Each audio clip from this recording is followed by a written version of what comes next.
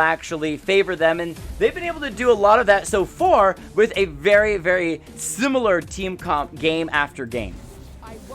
Yeah, absolutely. A Swanee band coming in against SPK there. Pretty, I'll say pretty expected. We saw boosting for Nitskin do work, which is one against Why Are You Running. Evelyn being banned away from Cherry Blossom Knights, given the jungler's name is Divelin. I'm going to assume Evelyn may have something to do with that. Possibly a band that want to keep going. As Talia comes in. This is what we saw. We did see a lot of teams focusing the mid laner against SPK, and we saw a lot of teams focusing the top laner against Cherry Blossom Knights. So we saw the Kled ban. We just saw the Kled last game. See, Urgot, that's an interesting ban. I haven't seen any teams ban Urgot yet. Maybe that's another champion played by Sir Rizel, or maybe they're looking to first pick the Aatrox. That is my guess, is because they get first pick. Aatrox is up and available. No, they're gonna.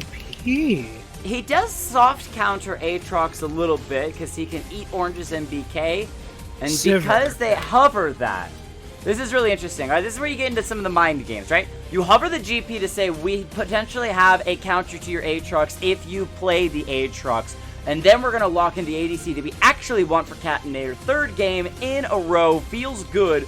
Grabs the Sivir, and then SPK Embers respond in turn by taking the Morgana to make sure to break up that super spell shieldy bottom lane of the Sivir and Morgana. And that means boosting for Nidskin picks up the Nidalee that was banned against them in game number 2.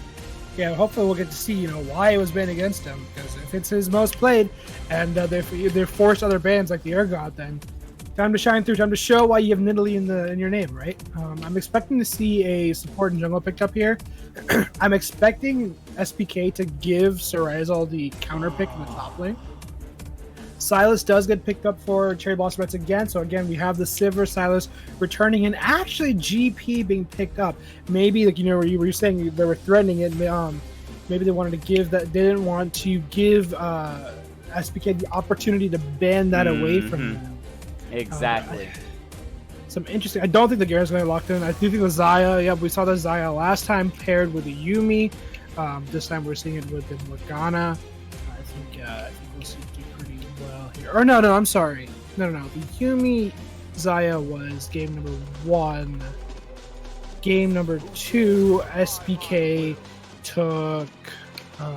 Did they also take Sivir? I can't remember the point stuff. No, game number 1 they actually didn't play at all, considering that the other team just didn't have enough members and unfortunately was forced to forfeit that game because they just didn't bring enough players to the table. And I think in the end, at the time, the players that were available would have made it a 2v5 if they had attempted to play it out. So they just said, you know what, we can't make it. We're just going to go ahead and take the forfeits. SPK got themselves a free buy for game number 1, and that was solely due to the seeding, the random seeding. It literally was just completely random seeding that they happened to be the team. Oh, and they actually don't ban a second ban.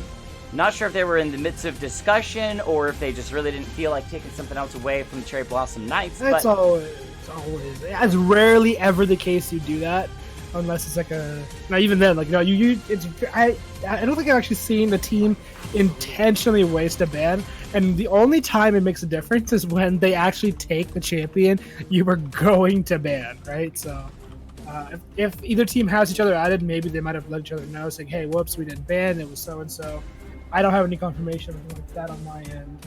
Neither do I, so we're just going to keep on rolling at the moment. Ibaraki gets to pick up something for that top lane, hovering over the Renekton. That could be locked in. Decent into the gangplank, is able to find a lot of early game damage and has been rising in priority because his mid game team fighting is just monstrous. Yeah, and even though GP does have oranges available to him with the Renekton, it's really easy to mind game and try and get GP to orange early. Because it's an instant auto attack reset, you can jump onto GP and wail on him a little bit before utilizing it. So it really comes in. It's very similar to like a Fiora and a Renekton. It's a very mind game-ish. So I think it's usually pretty Renekton favored here. I think we're going to see him have the advantage on top lane quite a bit. I'm actually surprised he didn't take something with a little more sustain. Like Renekton has the Q but doesn't build in sustain. I wouldn't be surprised to see like on hit Nico or something like that. I wouldn't not have been surprised to see like that coming either. But it might see some flexing going on. That could be a Silas jungle. I think that's what it's going to be. The top. Yeah, and what's interesting is I'm not sure why they took the Renekton early on into the when they had no confirmation where it was going. It's most likely Rally mid GP top, but right now we're not sure. A lot of these could be flexed whichever way. The only thing we know for sure is that Silas is most likely in the jungle. It does look like we're going to see GP in the top lane and Rally in the mid lane. And there's the Galio again, right? There's the same character Sleeply played last game into why you're running. So again, they have the Xayah and they have the Galio, 2 out of 5 returning champs from last game. After the Aatrox, Vladimir, and Urgot being taken away from Sir Rizo, he's on the Renekton this time around, though. I'm personally super excited to see the Nidalee coming in from boosting for Nidskin. Because, like I mentioned before, it's a character who I haven't seen in a very long time. Yeah, I'm really curious about this composition from SPK Embers, considering that their real one frontliner is going to be that Galio. Now, in game number 2, he actually built AP Galio, building himself that Proto Belt, as well as I believe he might have even had a Ludens in his item pool. And so if he goes the AP route, not going to be nearly as tanky, and that will leave the Bruiser Renekton to be the real front line for SPK Embers. However, if they bring a ton of burst, they may not need to have a front line if they're able to just section off individuals on the enemy team like Morgana Dark Binding or Xayah, or even Nidalee finding that Javelin and then hopping in with the pounce afterwards. However, they are going to end up in some sort of 5v5 because that's what the Cherry Blossom Knights do so well. They've got themselves the team fight composition when you have a Silas and Irelia, a mid-game to late-game Sivir, a Pyke who wants to repeat those execution ultimates. CBK should be trying to group and force plays around those objectives, as well as try to be steamrolling their composition forward to get that Sivir into a position that she can comfortably farm until she hits that 300 CS and then start to take over the game from there. Because if they start to fall behind, if SPK Embers is able to get a foothold with a Xayah, with a Renekton, they're going to have a hard time prying it away from SPK. Yeah, the one thing to note for CBK, though, is that they don't really have any sort of front line, right? They have got a couple bruisers, got the Silas up there, the Aurelia up there, and maybe the GP, arguably. But they have no true tanky front line, right? The Silas will be the tankiest of them all late game, depending on how he builds. I'm curious to see how Diamond chooses to build the Silas this game. Whereas for SPK, you've got the Renekton, who's way beefier, has an ultimate that gives him stats. You've got the Galio out there, and like you mentioned before, you have Morgana just running it in, using with the most likely the Zanya's combination. So I think that personally, I like SPK's composition because it allows them to play around the Xayah and Nidalee a little bit more. I'm expecting Renekton to have a pretty heavy lead in the top lane against the GP. The only thing GP can really do is take Klepto or Grasp and try and sustain himself into the Renekton. And I honestly think that we're going to see Nidalee a lot in the mid lane. I think that we're going to see Galio and Nidalee making a lot of combinations. And then to the Sivir Pyke, that's Xayah Morgana favorite as well. Xayah has way stronger early game than Sivir does. That's going to be for Sivir and Pyke to try and farm up those sticks. I want to see Pyke roaming. I think both teams have a lot of things they can utilize and work with. I do think that CBK's is a lot more all-in, gambly. If it works, if they find leads across the map, I think CBK will just take over the game instantly. But I think percentage-wise, I would say it's 60-40 in the favor of SPK draft-wise. Well, that's what makes the game so fascinating, is the fact that in game number 2, we saw both teams kind of running a protect the ADC, let the ADC get ahead, whoever's ADC wins the fights, wins the game, right? This game, not going to be that at all. So many members can find their own individual outplays as well as success. Renekton can be a split pusher or join for those team fights. Nidalee can be an assassin in the jungle or look to split push and secure those neutral objectives across the map. You've got team fighting from both teams. You've got individual plays from both teams, and they can play around so many different members that what they actually choose to play around is going to be the most interesting aspect for me to see, especially when it comes to these junglers, because we now have a Silas in the jungle for the Cherry Blossom Knights. Yeah, especially to Nidalee, right? And I'm expecting Silas to actually win that matchup pretty hard into Nidalee. I think that those little skirmishes and whatnot, the Silas excels at quite a bit. As we enter the Rift here in a second, I really want to see SPK look for an invade. They've got the Morgana, play with it. You've got Renekton who can start stun, play into it. Take that advantage. You got Nidalee Spear if you have to, though usually you start Pounce. Play to it. You have the composition for the invade. Get the early lead. Get at least some vision down, and take as many advantages as you can early on. I want to see both of these teams playing at their best, playing always trying to get some advantage over the other team. All right, well, we are launching into game round number 3. After this game, we get to see who is the new heavyweight champion, and CBK and SPK Embers look like we might get some level 1 activity going on because we got all 5 members of SPK Embers grouped towards the bottom side. However, CBK, they had 2 members sitting in that tribe bush and they just walked away. No ward dropped at all. So they're blind to this invade at the moment. SPK don't find anyone here. They start those recalls, and they're actually going to go ahead and start through as CBK is going to be doing an invade. So once again, 2 5-man invades, and no one finds each other, at least not yet. Yeah, this could be bad for SPK, though, because if they find them here, it's going to be a very disnumbered fight. They do see each other here, though. Oh, Silas. Oh, chains are just a little bit short. First blood drawn by boosting for Nidskin. All right, first scratch. How about that? First blood. I was like, man, he must really be far ahead of me this time. No. It's who did the first damage, but you want to say first blood because it's like, oh, they're the first person to bleed, but at the same time, there is already first blood, so that's just like first scratch, which also worked as a pun because Nidalee is a cat lady. Not only that, but also it's a spear. You're probably bleeding after eating a spear. Alright, well, game gonna be slow to start. Once again, no level 1 shenanigans. Just gonna be, well, there's some shenanigans, but it didn't lead to any fights. Both junglers gonna be on the bottom side of the map, so we'll see how they transition from there, whether they try to invade their partner on the opposite side, or whether they just go for that slow farming, looking to find advantages after hitting those level 3s and 4s. Yeah, absolutely. Pretty slow, like you mentioned. I'm not really seeing too much aggression coming out from Renekton just in the lane. We do have GP who took Grasp instead of Klepto, which is pretty standard into really heavily abusive laners like Renekton, who the second they hit like level 3, even level 2, start getting really, really strong. And level 1, it's rough into GP. Most laners struggle in GP level 1. You really have to start looking at the level 3 level, like even level 2, but level 3 is really when you have your full kit, you're able to utilize it. That's really when you start seeing GP have to actually work in his matchup. Level 1, you get to just parlay for free. It's just heavy abuse. It's like Gnar. The boomerang's gonna eat him early on. You just take it for what it is. And oh man, he got dropped real low there. Yeah, so Razel getting chunked out pretty heavily on that top side. GP finding some barrels and a little bit of poke, as you said, with that parlay. So Renekton in a pretty rough spot at the moment. Only 2 CS to that 10. He's got a wave that's starting to crash a little bit, but he's got to fight the turret and a ranged GP just parlaying him time and time again. A little bit of play there in the mid lane. Galio got to find the Justice Punch. Trade back the damage very nicely. Going to that AP Galio once again with the Doran's Ring start.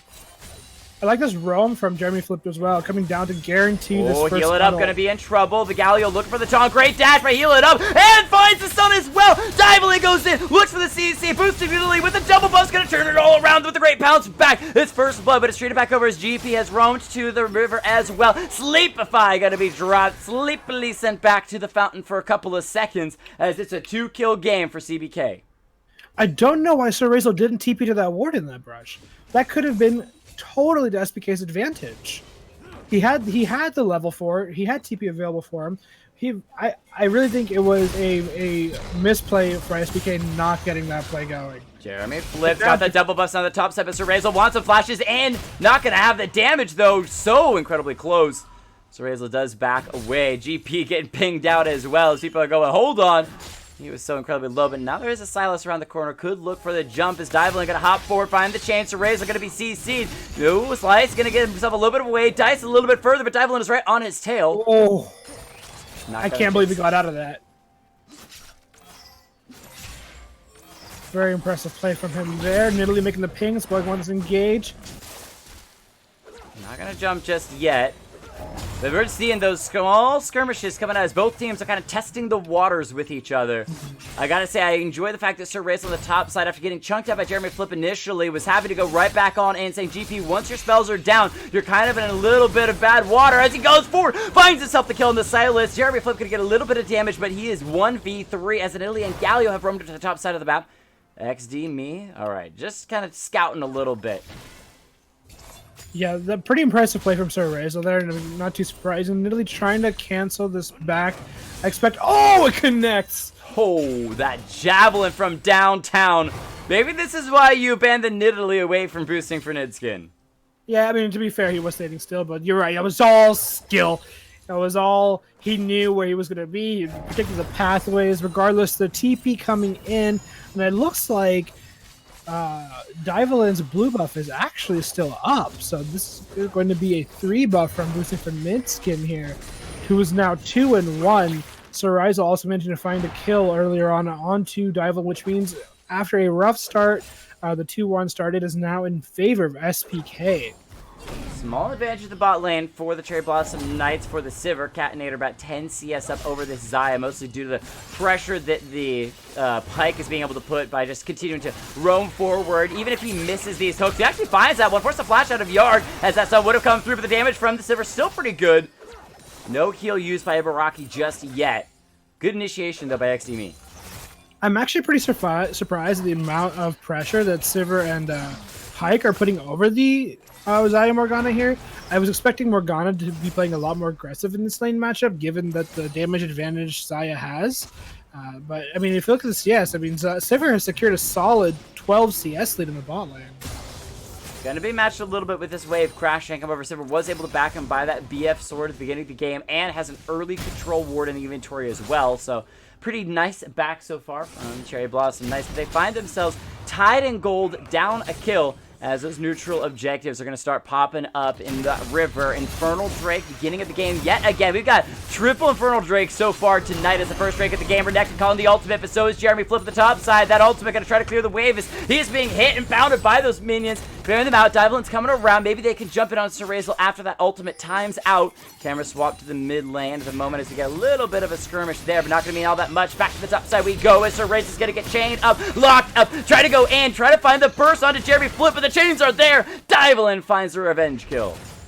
Yeah, the spacing played there by Divalin and Jeremy Flip was really, really crucial. If they'd misplayed it, Serazel would have had the opportunity to jump onto Jeremy Flip for an execute there. And I like that Jeremy Flip also actually stuck around during that fight, kind of baiting the Renekton in, saying, hey, I'm here, come and get me, come and get me. But that does open up the bottom side of the map, so SPK Embers are going to grab the first Drake of the game, that Infernal, for themselves. And this is exactly how we saw boosting for Nidskin play against Why You're Running. Every time the enemy jungler did anything on the board, he always found an opportunity to take something somewhere. And look, not only did he get the Infernal, he stole the red buff.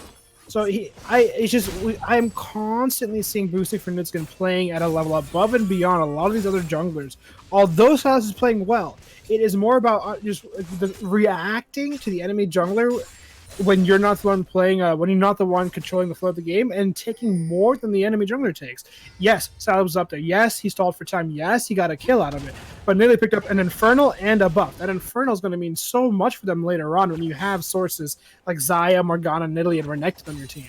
It's the calling of shots. Sometimes you just can't afford to sit around. Pyke looking for the Bone Skewer. It's going to miss, but he's been rooted up by the Dark Binding. Sivir trying to step forward to get some aggression down. The Ignite from the Morgana onto Catinator just to force Sivir to back up a little bit. But they chunked Ibaraki down huge. Yeah, a little, not entirely sure on that Ignite, but other than that, I mean, I think it went pretty well in the favor. Well, actually, no, I didn't realize how low Ibaraki got from that fight. He got chunked real low from that. But I think, all in all, now you see Nidalee poised up here. I think this is going to go well in the favor of SPK here. They're in the position for it. Oh, that Javelin, though, is going to miss. Jeremy Flip flashing to the turret. He's going to walk away for it now. It actually goes right back on in. Trying to get that poke damage down onto Nidalee. She's going to go ahead and join cat forms to hop away for now. Silas is coming in from the jungle. But after that, they kind of back away. Good move, though, from Jeremy Flip to kind of burn that flash to get out. However, that flash being down now means that there is still that opportunity for Nidalee to come right back to that top side. Yeah, Silas not trying to respond by getting his own... Oh, there's the bait I was talking about. baited the orange before going in. Silas trying to get some counter juggling of his own down, stealing away the Raptors. XD That jungle farm is coming into big difference though. 60 CS up for that Nidalee for SPK, and that damage is starting to show. Ooh, did they find the stun? No, Sleep League's gonna be rooted up, stunned up. The Vanguard's edge call, trying to ult to Nidalee to get out, and he does Ignite, ticking away, but he's got a corrupting potion healing him up. No, it's just a refillable pop, but it's still gonna be good. XD drops his boosting for Nidskin. Gonna burst him down. Morgana steals away the kill, and now Dival in a little bit of trouble, taking a javelin. Heal up going to be there for the protection, but somehow Sleepily gets out. I cannot believe Sleepily got out of that fight. That was insane. He could live with like single-digit HP basically. It was underneath 50 HP. That was crazy. And not only that, but they managed to find a return kill between Yarg and boosting for Nidskin onto XD. So all in all, really well played by them. Good response time on that, and this is kind of why you don't give the boosting for Nidskin jungler Nidalee. 2-1 and 1 so far. See what Nidalee versus Silas can do. That javelin lands. The pounce can be forced. All right, so the pounce not going to happen as the Silas flashed away. But again, burning those flashes just makes for easy prey later on. And Nidalee still steals away yet another buff. This is so far 2 blues and a red that boosting for Nidskin has been able to grab from CBK. And we've seen how this snowballs later on, right? Like you mentioned, we already have a 31 CS lead between junglers. That's such a big deal. Yarg just a little bit mistimed on that, on checking up on Pyke there. Pink Ward will spot Pyke here. I really want to see Nidalee put more pressure onto the Rift. Oh, as I said, she does start the Rift up. Exactly what I want to see happening out of boosting for Nidskin. Analyst God. Looking to fight the top side, though. They're going in, looking for Jeremy. Sorry, Sir Razel, as Jeremy is there. Good CC chain, slowing down the Renekton, allowing the Silas to come in. And yeah, Sir Razel, you were way over pushed. Did not need to be in between 2 turrets. I guess was looking for a kill on a mostly full health Jeremy. Yeah, your name is Renekton, not Singed. Oh, I like this play that Sleepily does. Every time Heal It Up goes for the Falls Duet, he uses his dash to get out of the stun range and then gets some damage off. Really well played. Plus, using those taunts kind of... It's hard for the Aurelia to stack up those hits. Ooh, Cat there with a nice special on the bottom side, finding a huge damage back. The Pyke ultimate is there. Ooh, great ultimate out of the Xayah to avoid the second one, though. So Pyke gonna lose out on that. Again. Oh, charging right back on and looking for that taunt. Aurelia just being forced to get a couple of auto attacks. Still throws out the Vanguard's edge, forces the flash out of Sleepily. So now Galio will not have that. Also doesn't have TP. There's pings for the Silas to back away, though. No diving turrets there in the mid. The fact that Renekton actually is full engage coming in. 1v1 at the top side once again. So Razel's losing out. Jeremy flip forcing the flash out. He's still going to be chasing for though. Is he going to go underneath that turret? Throws out one more parlay. Not enough damage. But he is winning out in those 1v1s right now. Yeah, he really is. I mean, Jerry Flippett was playing really well this game. He not only does he have a CS lead, he's got a significant gold lead at this point. He's up over 1,000 gold on Renekton just because of the, first of all, the GP passive, as well as the extra tower playings that he's picked up on. The 3 assists, obviously, also assisting as well, but pretty solid lead secured from the top lane. We do actually see a 2k gold lead for CBK from all that. Well, that 1,000 gold on the Gangplank and 1,000 gold on Sivir as well. 120 CS to the 90 of the Xayah. So Cherry Blossom Knights may not be looking as flashy in those team fights, even though they do actually have 5 kills to the 4. But their farming so far has been pretty amazing, especially in the top and bottom side of the map. It's a mid lane that needs a little bit of help. Boosting for Italy needs some help. She's going to hop over the wall. The Black Steel doesn't stop. The boomerang coming in from the Sivir. Catinator picks up the enemy team jungler, and now they're going to trade a Drake back, get themselves a Wind Drake. Not as strong as that Infernal Drake, but still nice to grab off that map. That's a little bit of that 1v1. Back to the top side. Jeremy flip. Let's see what he can do. Can he flip the script? Sir Razel just going to be slowed. Can't chase him underneath the turret. Now, there will come a point where Renekton will go down. Oh, the dive comes in bot lane. Oh, they're looking for Morgana initially. No, the chance are going to land on Ibaraki. The Xayah, she doesn't have her ultimate available, but she's still able to dash around. She's living for now. Yarg will fall as Heal It Up has to flash away. So far, a 1-4-2 as the dive did not go in CBK's favor. No way! Ibaraki finishes up Heal It Up in the middle of the dash. XD, me alone watching his team fall in the bottom side. Yeah, even after using, I did actually have Cannon Barrage open for that from GP there either. Actually, pretty surprised it chose to execute off that dive, knowing that Galio had ult available for that. Oh, and we now see Rift being dropped in the mid lane. This most likely will be first tower. They know no one's able to come back from base in time for this. Really good call from Nitskin here, securing first tower. And that's going to let them open up the map for the rest of their team here as well. I want to see Nidalee look to try and get Xayah back in this game a little bit more. Having Sivir this far ahead of Xayah is not going to be easy for them to deal with later on. They don't have too many tools to jump into the backline of CBK. The only tool they really have is Renekton, followed by the Galio. Trying to play here in that mid lane. He's still going to find that hook after the taunt comes through. The False Duet's going to stun up. Sleepily, Vanguard's edge is there as well. The pile of ultimates to finish off this Galio in the mid lane does find themselves the kill, but boosting for Nidskin is going to burst down Silas. He's still going to get the shield for the moment. Dashing on him, but still drops down. False Duet's not going to land, and now Heal It Up in trouble. Dashing to a minion, trying to get out. Pyke lands the Bone Skewer only onto Renekton, and Heal It Up. The Irelia still on the run. Going to have the False Duet up here in a moment. Nice dash to the Scuttle Crab to get away from the Dark Binding, and Pyke is still around the corner on the hunt used by Sivir to make sure they get away. Flawless Duet going to land onto 2. Alright, they're not going to turn that fight around. They're just going to back away. Yeah, kudos to them for getting away from that. That was not a easy situation to deal with. What time are you at, by the way, Jake? I'm at 16:01. I might be a little bit ahead of you. You're 1 second ahead of me, as I am 16:03, 16:04. Not that bad. Not that bad. No. GP grabbing the second turret of the game, the top side, evening those up, but that Rift Herald play in the mid lane does give boosted gold back to SPK Embers, but they're still down about 2,000 gold, maybe 1,500 so far. Yeah, a little bit closed. Not only 2 factors. 1, it's a little bit less than it was before, and 2, the gold difference means less as the game goes on.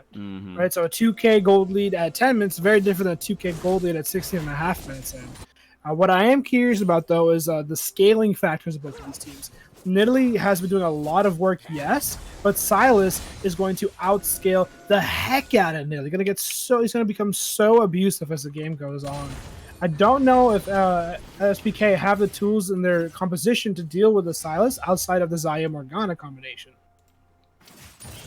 So with that failed dive in the bottom side, giving a lot back to SPK Embers, they're feeling pretty even in the game, even if they're down by just a little bit. And so you can see them starting to play a little bit more aggressively, dropping some wards into the enemy team jungle, really making sure they have covered the bottom side of the map, because a second Infernal Drake will be up in a minute and a half, and they would love to have those double Infernals. Jeremy flips 1v1ing to raise on the top side. All right, nothing to get too excited about. They continue to have those little just Blade Master slashes back and forth without doing all that much.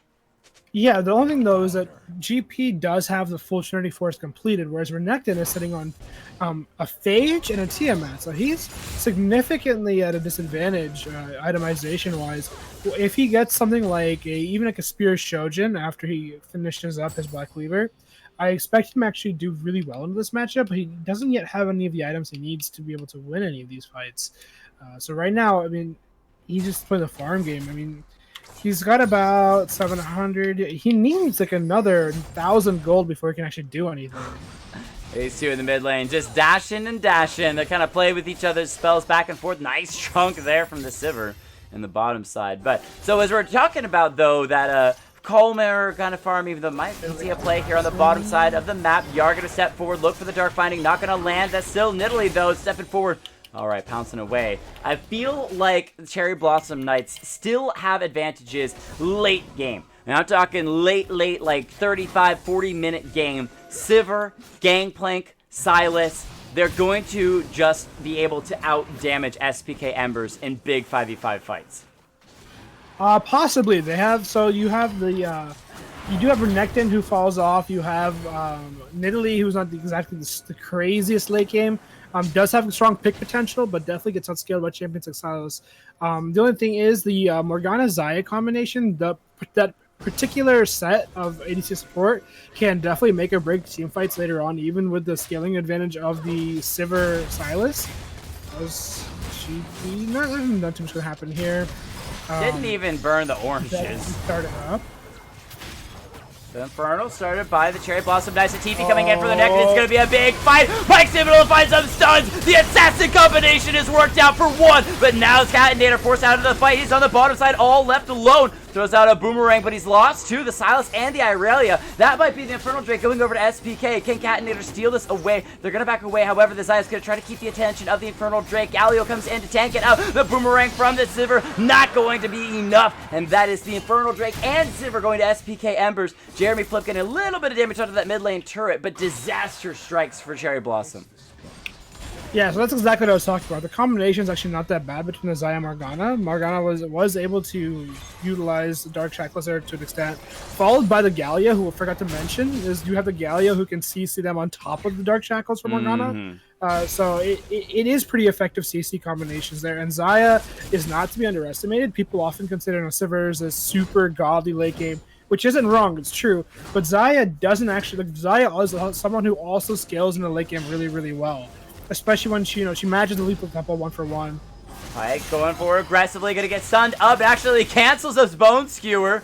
Double dashes from Cereza with a slice and dice. However, Divalin is here. The chains are going to miss. Bone Skewer will pull him back in for just a moment. Do they have the damage to actually take him down? Cereza's underneath that turret. Getting a little bit of take with a slice and dice again. Healing up is still on the chase. The Irelia's going to take one turret shot. Is the Flawless Duet going to be up in time? It's a flash burn to make sure to take him down. So they get one. Might be able to grab this bottom side turret as well. A lot used, but they do find themselves a turret to kill.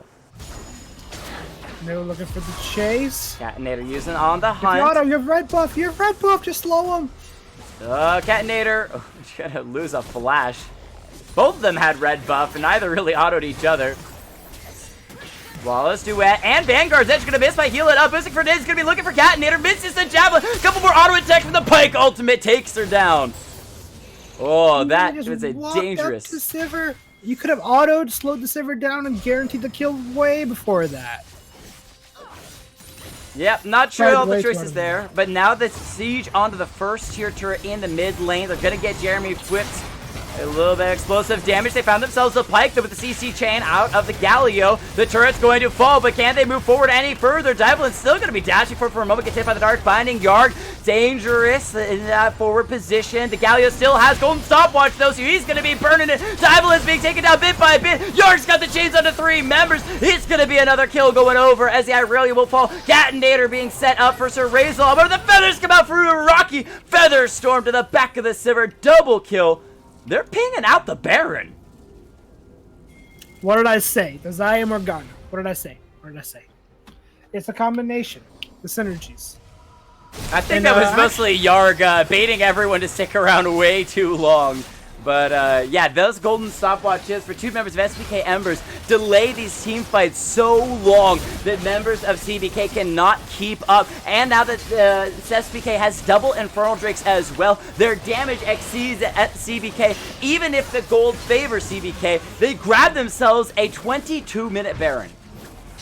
Yeah, and that closes the gold lead by a significant amount, and gets a lot of gold into Renekton's pocket too, who is now closing in on. Looks like he's gonna go for the Ravenous Hydra with the pickaxe paired with the Tiamat. Silas is doing some double jungling, standard Silas stuff.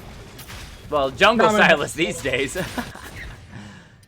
So the position of the game at the moment, Baron is on multiple members of SPK. I think it's only on 4. I think they had 1 member that was respawning before that Baron was actually able to go on them. Probably that Morgana, as you said. No, she's actually got the Baron buff as well. Is that all of them then? All 5 members have it.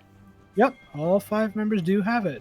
So at this point, they can look to set up a split push, because now GP is going to struggle really. He's going to struggle a lot to clear the Baron up minions. Barrels are not going to be able to deal with Baron minions at all. So they can easily look to set up a siege now. Renekton going to kick his bottom tower pretty easily. Nearly probably going to be able to pick up the top tower, and that is now going to be the gold lead closed entirely. Sivir Pike rotating. All members are rotating. I really want to see some pings and communication coming in. Letting Italy know, be careful.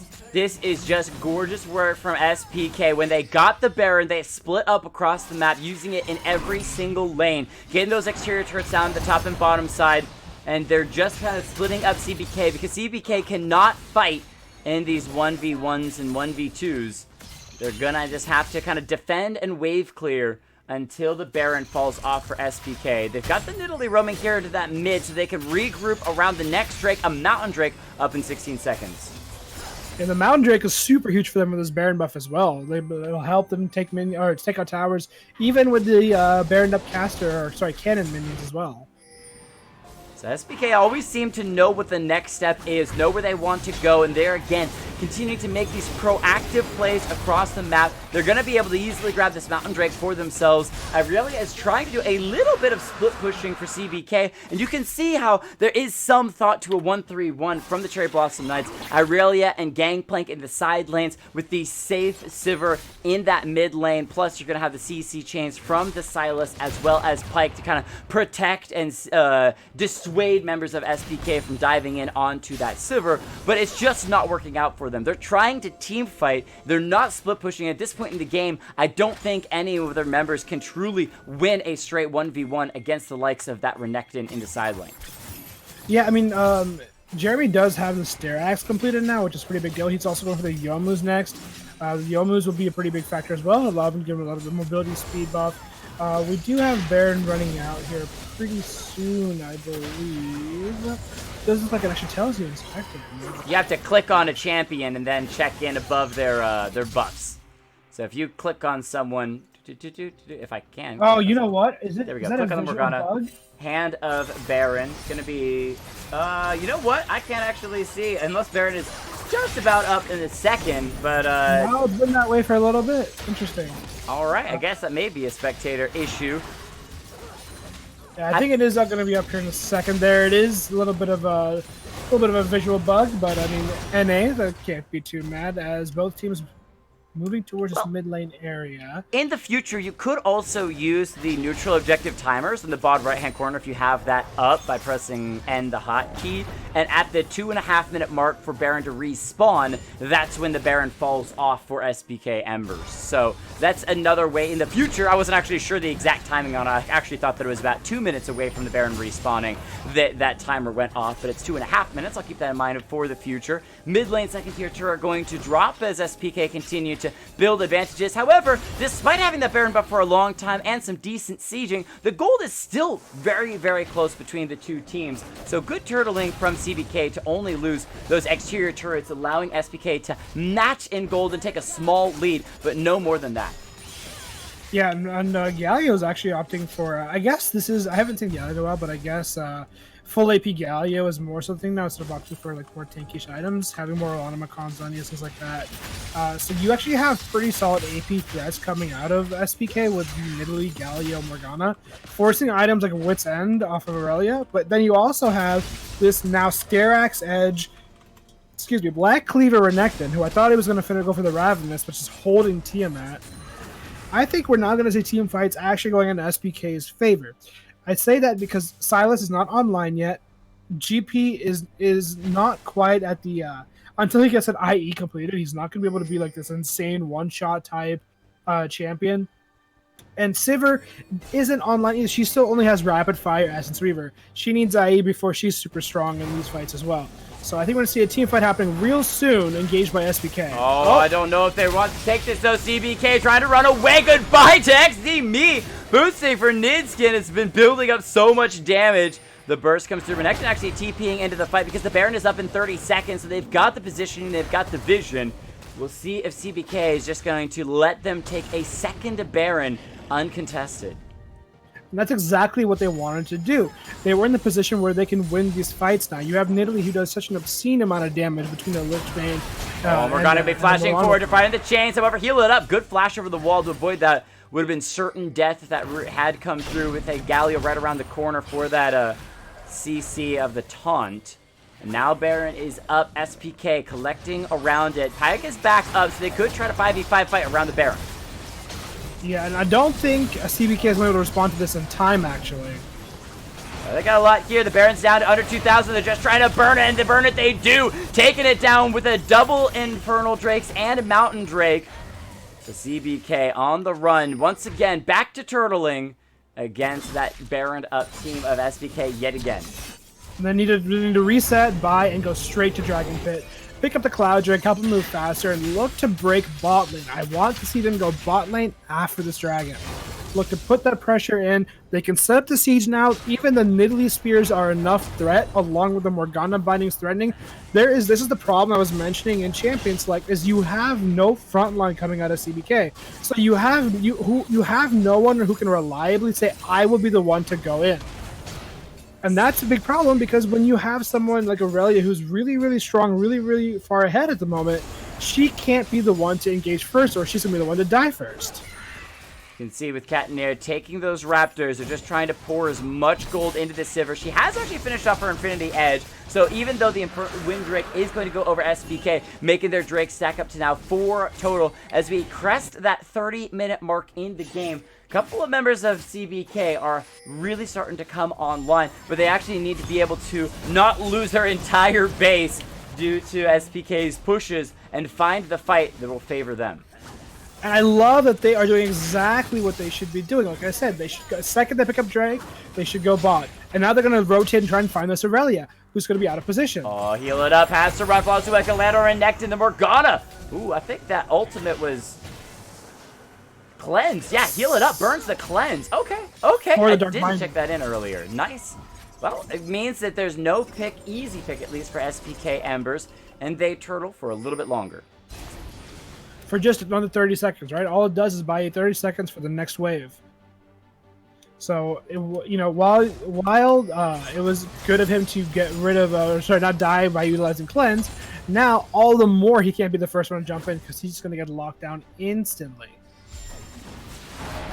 Yarg, ooh, spell shield going to be used by Catanea to get a little bit of mana backside. Steals away the Morgana ulti. Interesting choice there. I think I would have rather had something like that Galio ultimate, but maybe he can use that to help that Sivir start to really find those crits, as the siege between mid and bottom side turret has begun. Bottom lane turret is dropping incredibly low. Jeremy Whip is here. However, Divalent walking in, pushing members back. XD meets up before aggressively. Razel goes huge with the ultimate. Finds the Silas, who dive way too hard. Bone Skewer is going to land, but Sir Razel doesn't even care. Ultimate from GP to clear the wave, but these are ultimates being burned by CBK to try to defend a bottom lane turret that's going to fall to the cannon minions. Gangplank gonna try to get a huge burst over the wall. Falls to what's only gonna land onto one. The Galio wall comes in, knocking healing up. The Sivir is low. Catanea down to over about a half health, and that's gonna be a javelin. Ooh, nice spell shield by Catanea, but they still lost a bottom lane inhibitor turret and the inhibitor as well for members of SPK. Amber's gonna be pushing in. There's a TP back in from Galio. They might try to end the game right here. XD me throws out the ultimate, but the feather's stored by Zaya. Ibaraki will avoid it. Yarg is still there. Black shielding everyone. Jeremy Whip is left alone with XD me, kind of trying to pincer the members of SPK Embers, but they are not gonna have any of it. Sir Razel chasing in, slice and dice, stun and kill. Takes down the Pike.